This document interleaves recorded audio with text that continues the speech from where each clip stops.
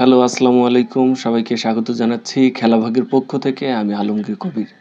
তো আপনারা জানেন গত টি-টোয়েন্টি যে সিরিজ ২ টি বাংলাদেশ খেলল, সেখানে নাইম শেখকে নেয়া হয়েছিল। তো নাইম শেখ এর আগে উনি ৳৭,০০০ করে খরচ করে মাঠ ভাড়া নিয়ে তিনি প্র্যাকটিস করেছে এবং আগুনের উপর দিয়ে হেঁটে নিজের কনফিডেন্ট কীভাবে বাড়ানো যায় সেটা তিনি করেছে। তারপরেও তিনি যে পারফরম্যান্স করেছে এটা একেবারেই দুঃখজনক।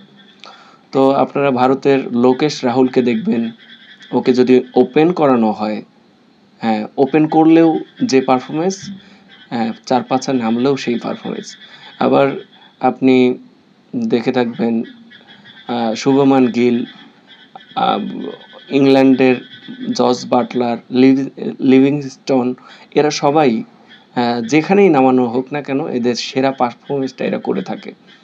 তো নাইম শেখকে বলবো যে আপনি যদি এই ধরনের পারফরমেন্স করেন তাহলে নেক্সট টাইম আপনাকে বাংলাদেশ ক্রিকেট বোর্ড বিবেচনা করবে কি না এটা সন্দেহ আছে। তাই আপনি ভালো করে প্র্যাকটিস করুন এবং আমাদের ক্রিকেটকে আরও এগিয়ে নিন।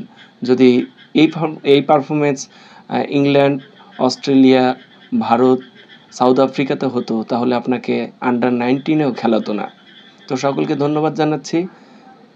আজকের মতো এখানেই শেষ করছি। আল্লাহ হাফেজ।